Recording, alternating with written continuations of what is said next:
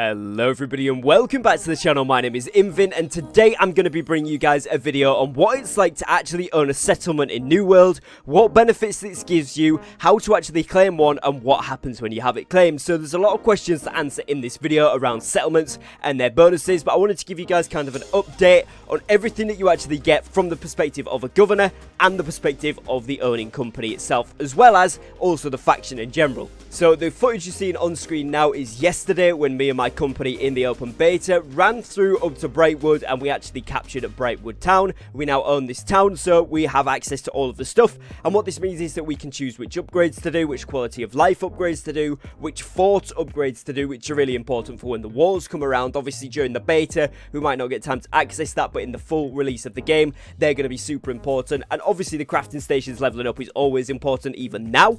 So that is the benefits that it gives you, but I'm going to go a bit in depth about what you can see on each of the screens as a governor and what you get from being in the company that owns these towns as well. So as you guys can see in game here on the screen, if we click onto the map button here, you can see Brightwood is owned by us. We're the only Covenant company with a town at the moment. In fact, we're the only Covenant company on the server which is above 5 members. The rest is 1 to 5, so heavily dominated by Syndicate and Marauders. But as you can see here, Brightwood owned by Invin, which is really cool, and obviously when you click on it here it tells you as well governed by Invin. And if you click on this little orange marker here just at the side of it, the little question mark, it will actually tell you what the benefits are. So it brings up this screen.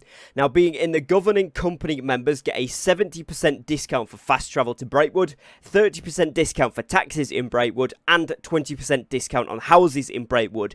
Now, the housing one actually does stack with your first time purchase as well, so if you're going to wait until your company, if you know your company's going for a settlement off the rip, you would always wait until they've captured that one, because then you'll get 20% on top of the 50% you already get for your first time bonus, meaning you can get one of the more expensive or the most expensive tier 4 house for a lot cheaper. So it's a really, really good thing to do.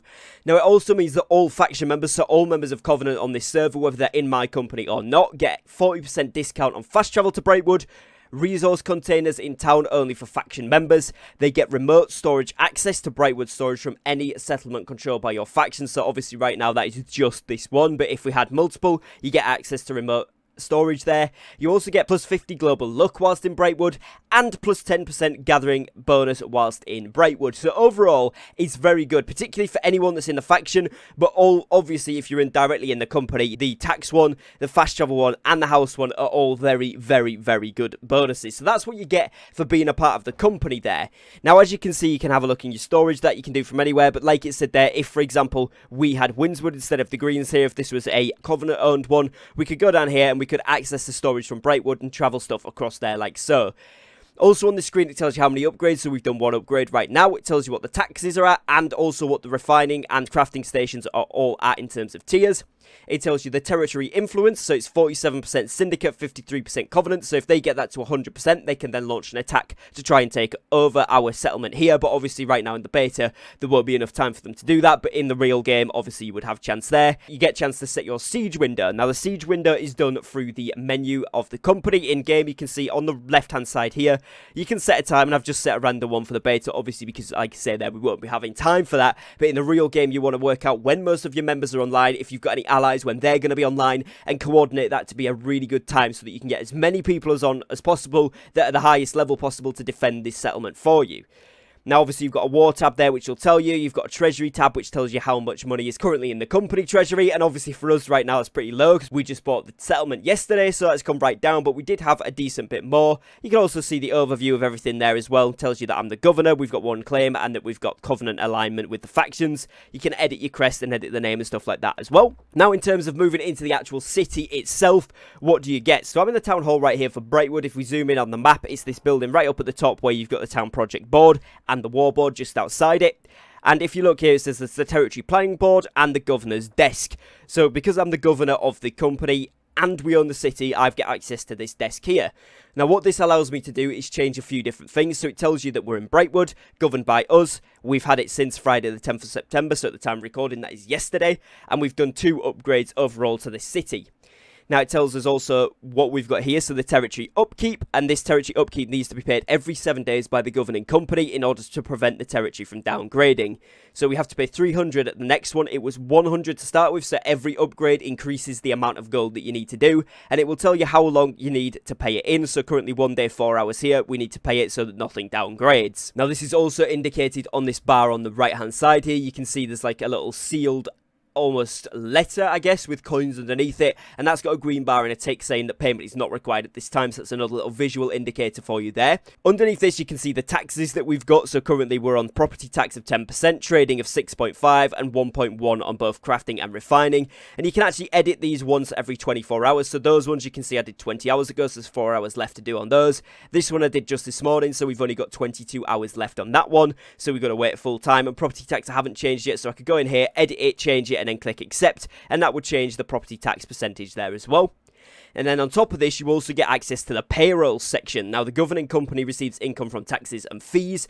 Now, bearing in mind we've only had this a little bit of time, and Brightwood in the beta is not as active as Windswood or Everfall or even Monarch's Bluff, because obviously it's a higher level zone, and not a lot of players have pushed levels in the open beta. Some have, and it's been used a little bit, and this is where we've got some money from. But obviously, if you're going to get Windswood or Everfall early doors, it's going to be a really good moneymaker. So, looking at here, we can click on the view statements section, and it will tell you that it's updated hourly, and you can see what money you're getting from each different source. So right here, property tax, we've got 0 because there's 0 houses right now. Trading tax, we've gained 142, and that's because we have 39 transactions. Crafting fee, we've gained 27.22, and that's from 231 items crafted. And refining fee, we've gained 72.98, and that is with 17,344 resources refined. Now, that doesn't seem like an awful lot, but as you can imagine, as I said here, the beta has not brought too many people to Brightwood. But if you imagine that's Everfall, where everybody's gravitating, you're going to be earning a few hundred gold per thing per hour. So it's going to be really quick to get your money back, and you're going to make a stupid amount of cash as a company, which is then in turn going to allow you to upgrade the city and the settlement itself, and obviously yourselves with buying things like armor and weapon upgrades that you need from either the faction shop or the marketplace when people are crafting them, or indeed to get your crafters the material they need as well. It just puts you basically overall in the lead, which is really important. Now, if we go ahead and head down the stairs here in the City Hall building, you can go ahead to the Territory Planning Board and interact with this one, and it tells you that we've done 2 out of 39 upgrades on Brightwood, and these are the possible ones we've got going. So right now, I was doing the emplacement points, and that's actually done, but we've got 4 hours until that completely finishes itself off, so we're 100% done on it. Once the 4 hours is up, that will then be completed, but we've got to wait for the cooldowns to finish before we can choose another one of these to do here, and that is the same on the upgrade of the Hamlet, which we're doing right now, and we've upgraded the workshop to tier 3, but we need to wait another 4 hours before we can start another project. So that makes sense there. So you've got a little bit of a cooldown, so you can't just spam out everything as quick as possible, but it's still fairly quick. We only started that last night, completed it this morning, and well, we've only got now, I think it was a 6-hour cooldown, so it's not too bad all in all. It's pretty understandable and manageable, and the more points you get into it, so as you can see we're on 101%, that speeds up the timer as well, so you can actually do it really quick. Again, if you're in a popular place, Brightwood will be popular in the full game, so it would be really good, but Everfall is really good because they get done super quick. So again, another reason to kind of fight for Everfall off the rip is because you're going to be able to get a lot of these done very quickly, which is going to in turn draw more people in. Now, as you can see here on the left-hand side as well, I've just shuffled my camera across. You've got Tier 1 Hamlet here, 1 upgrade. And these actually, every few upgrades will upgrade your settlement to a village, a town, a city, and then a capital.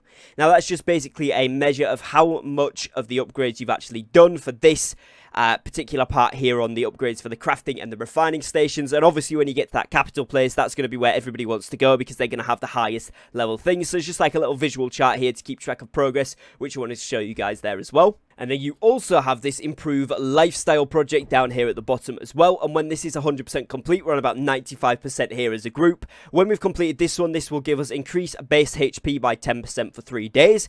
But you can also get one that increases defense recovery by 20% for 3 days, or increase corruption damage absorption by 5% for 3 days. And those are all 2,500 each. As are the crafting buffs. You can get a crafting buff for each different type of crafting there. And the gathering buffs, again, are 2,500 each. And they increase the gathering in the area for 3 days as well. Now, these quality of life buffs are Start a Town project that gives a special long-term buff to players who own a house in this territory. So you don't have to be part of the company. You don't have to be part of the faction. But you do have to own a house in this territory. Meaning that if I get this right now and none of my members have a house in this territory, they're not going to see the advantages of that buff. So really, you ideally want to do this when a few people have got a house here, particularly from your own company, and give them the buff that's going to help you the most. So if you've got some miners that are doing really well, or you've got some people who are crafting some good food, you're going to put those buffs on over everything else. Right now, we went for the health and hearty one because obviously 10% extra HP when you're a lower level quest in here is going to be really good. And on top of that, for PvP and PvE, questing is going to be really helpful to have extra HP there as well for everybody in the company. So that's a really nice choice there that we went for. Now, in order to actually capture this area, what we had to do was run to the fort of it. And as you will see from the gameplay in the background of today's video here, we actually ran over to the fort, go inside, go up to the flag. I had to withdraw the money from the company bank. You actually have to have it on the character that's purchased in the place. You go in, click on the purchase, and then you own that city. So it's quite a little thing where you go into the fort. And obviously, for any of you that don't know, the fort is active all the time. So for anyone that's PvP flagged, any faction can go in and claim that. And it gives a plus 20% influence from the quest that you do in the area from the faction, and a plus 5% XP boost to everything you do in the zone, as well as minus 5% housing taxes. And that can be controlled by any faction, not only the owning faction of that settlement. So for example, right now on my server, we own the settlement, but the syndicate currently have the fort until we go and take it back. So they get the bonuses for that right now, even though we get overall the bonuses for having the settlement.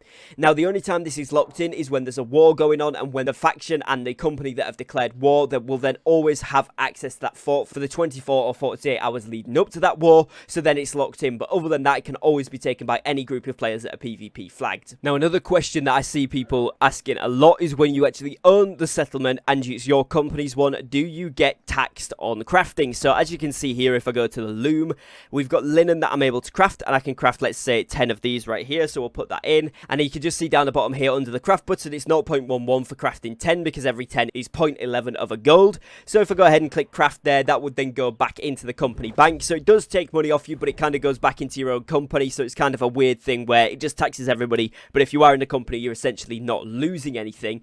But you do still get taxed. Same with properties and things like that. You will still get taxed for owning those. It's just it goes back to your own company, so at least you can reinvest it in the things that you guys want to spend it on. So hopefully you guys have enjoyed today's video and found it useful. If you have, please do be sure to leave a like on the video down below. And if you are new to the channel, make sure you drop a subscribe. We're uploading New World content every single day, and I've got tons of banger videos coming up that are going to be giving some really useful information that I've got from this open beta experience. So make sure you got notification bells on so you don't miss out on those. Other than that, if you would like to join the Discord community, the link for that will be in the description and in the comments of this video. We'd love to have you over there. We've got tons of people chatting all things New World, and we are going to be doing a bit of recruitment through there for the last few slots going into launch as well. So if you're interested in that, head over and join us there. And if you'd like to support me directly here on YouTube, the join button is available underneath where you can become a channel member. If you click on the join button, it will show you all the perks that we have available for you as well. And that's another option if you'd like to look at it. Other than that, as always, thank you very much for watching, guys. Take care and peace.